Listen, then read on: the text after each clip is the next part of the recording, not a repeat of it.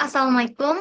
Sekarang kita akan mempresentasikan peran infrastruktur teknologi dalam menyediakan layanan psikologi bagi korban bullying. Pertama-tama, izinkan kami memperkenalkan anggota kami terlebih dahulu. Yang pertama ada Sahan, yang kedua ada Nila, yang ketiga ada Ridin Raini, yang keempat ada Jonathan, yang kelima ada Zaki. Slide selanjutnya.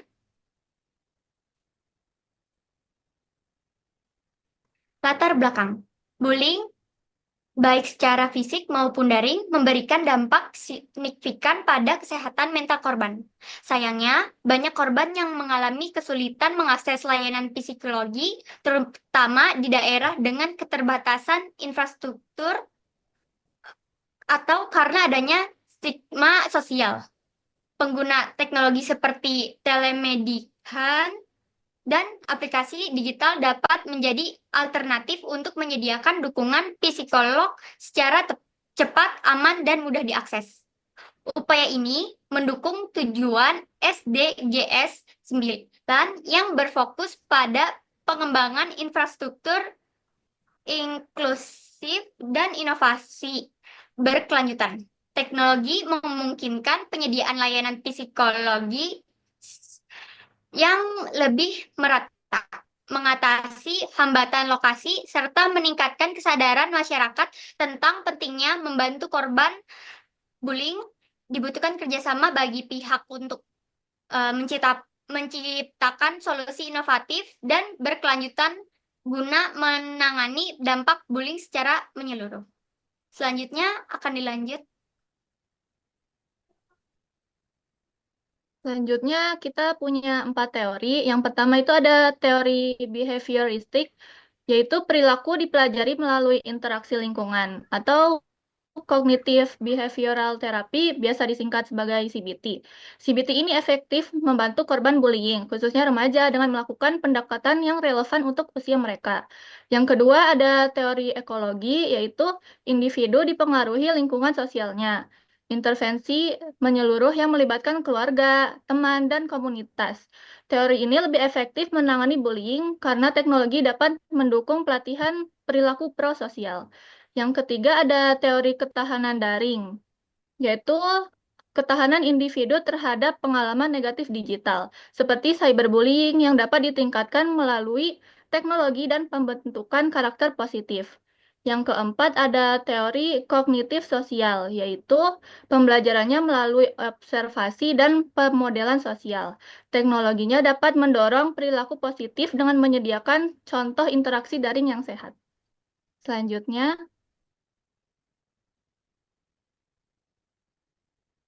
Baiklah, untuk metode. Metode yang digunakan adalah kualitatif karena bertujuan mendalami pengalaman, pandangan, dan perasaan seseorang dalam konteks bullying. Mode kualitatif yang digunakan adalah wawancara untuk mendapatkan personal dan emosional terkait bullying. Oke, selanjutnya.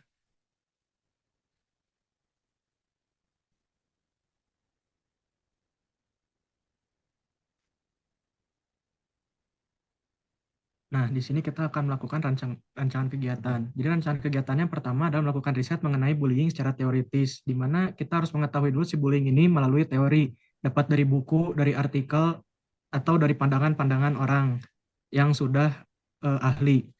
Lalu yang kedua, kita akan melakukan riset bullying ini dengan cara wawancara pada orang-orang tertentu secara acak.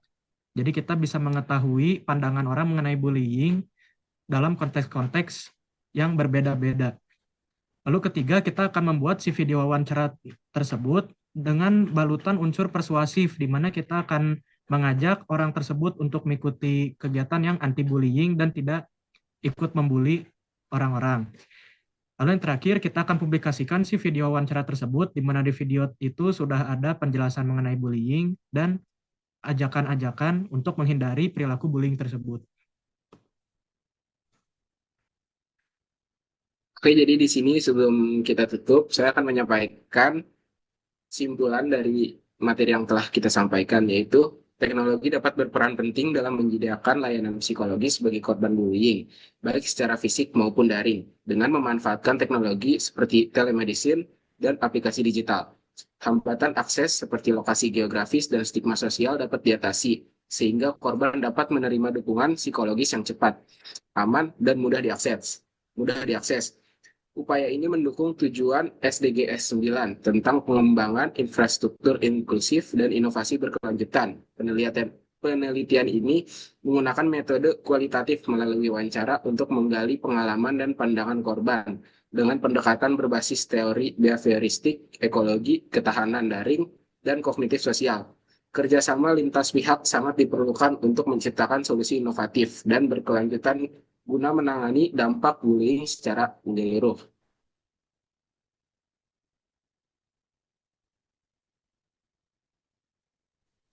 Jadi sekian dari materi yang telah kita sampaikan. Kami tutup. Wassalamualaikum warahmatullahi wabarakatuh. Nah, sekarang kita ada narasumber untuk wawancara. Yang pertama, boleh memperkenalkan diri. Saya nama saya Zafir Muhammad Teknologi dari jurusan S1 Informatika angkatan 24. Kalau buat pertanyaan pertama nih, apa peran teknologi dalam mempermudah korban bullying mendapatkan layanan psikologis? Kalau menurutku sendiri, teknologi itu kan emang udah luas. Jadi mungkin ada banyak layanan yang diberikan untuk kita juga. Terus korban cyberbullying juga mungkin bisa agak lepas sih mungkin dari teknologinya, atau ada banyak lagi alternatif lain. Kalau emang cyberbullyingnya dari sosial media A, mungkin dia bisa lepas dari situ untuk pindah ke untuk main game atau semacamnya. Yang paling penting mungkin kelayanan dari buat pemerintah ke keluarga ini. Oh, jadi karena banyaknya teknologi jadi lebih mudah ya untuk melayaninya ya. Untuk yang kedua tuh, teknologi seperti apa sih kira-kira yang dibutuhkan untuk membantu korban bullying, dan apa sih tantangan utamanya? Kalau teknologinya mungkin tergantung orang itu sendiri ya, dia maunya kayak gimana. Karena emang aku sendiri juga alhamdulillah belum pernah kena gitu. Tapi kalau kira-kira menurutku sih apa aja bisa, asalkan emang itu hasilnya bakal positif.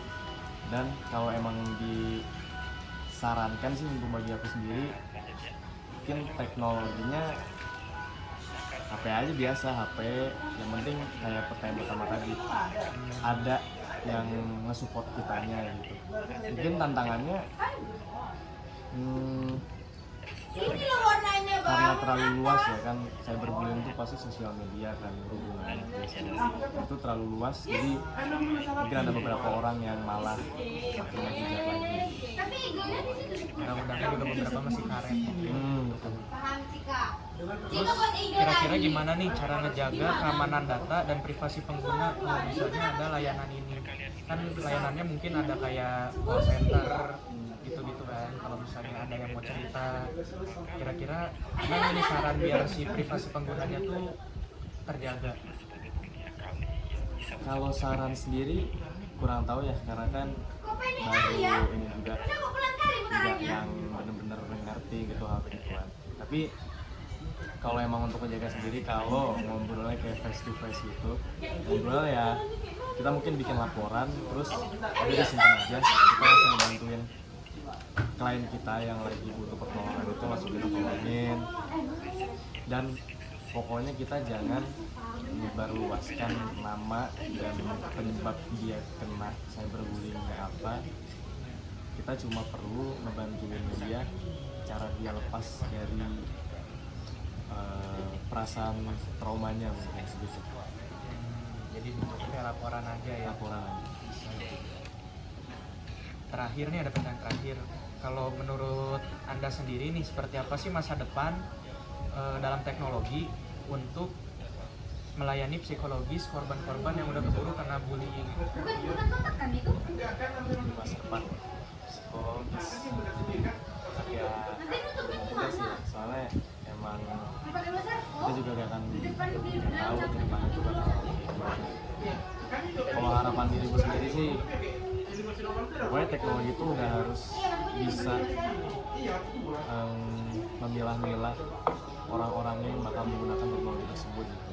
Atau itu peranan orang tua lagi sih dan peranan diri sendiri lagi, agar kitanya tuh nggak harus ini apa namanya lebih baik lagi dalam menggunakan teknologi tersebut.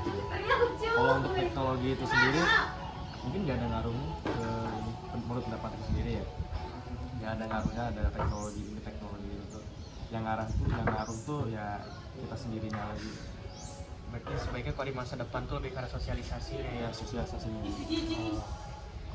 Oke, itu pertanyaan terakhir dari kami ya, dari saya. Terima kasih. Sesi wawancara sekarang tutup dulu. Perkenalkan, nama saya Ririn Nuraini ya Kak, dari Fakultas Informatika. Nama kakak siapa? Dan dari Gracia Apriani dari Fakultas Etika, jurusan Seni Rupa. Di sini saya akan menanyakan 4 pertanyaan. Yang pertama, apa peran teknologi dalam mempermudah korban bullying mendapatkan layanan psikologi?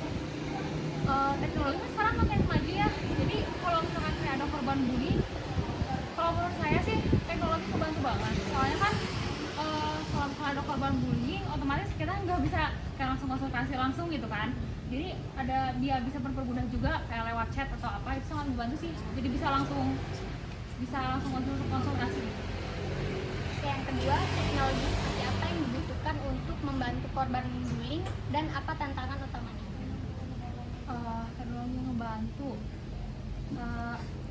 menurut saya sih kayak aplikasi ini ya, psikologis atau apa segala macam. Tantangan utamanya sih yang pasti kasus-kasus yang diambil gitu ya dari korban bullying apa segala macam, otomatis kan treatment buat penyembuhannya beda-beda. Tantangannya utamanya pasti itu sih. Terus sama korban bullying kan sekarang banyak juga ya, jadi bisa tantangan utamanya karena itu ya, makin banyaknya korban bullying yang ada gitu kan, jadi otomatis makin kayak bisa dibilang repot juga gitu ya untuk teknologi buat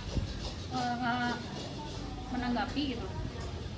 Menurut saya sih kayak ada aplikasi psikologis, tes psikologis atau segala macam, terus ada aplikasi untuk bisa, nggak tahu ini saya membantu atau enggak gitu ya, bisa memotivasi orang untuk supaya apa ya, tidak membuli satu sama lain ya. Yang ketiga, bagaimana cara menjaga keamanan data dan privasi pengguna dalam layanan ini? Yang pastinya ada security-nya yang tinggi ya, kayak two-step verification atau segala macam, itu bisa membantu buat privasi data. Terus datanya tuh bisa lebih enakan kayak kita aplikasi nih, kayak kita ngajuin form kayak saya misalnya korban bullying atau apa segala macam, jadi yang bisa melihat tuh yang dokternya sendiri gitu, yang mengurus kitanya gitu ya, buat privasi sendiri sih. Yang terakhir, menurut kakak seperti apa masa depan teknologi dalam layanan psikologi bagi korban bullying? Kedepannya ya, teknologi lebih praktis ya, sangat membantu karena kita sekarang hidup di zaman teknologi ya, ada AI apa segala macam. Jadi kita juga orang-orang juga harus mengikuti perkembangan zaman, jadi menyeimbangi lah sama perkembangan zaman sekarang, banyaknya teknologi. Jadi teknologi sangat membantu banget sih.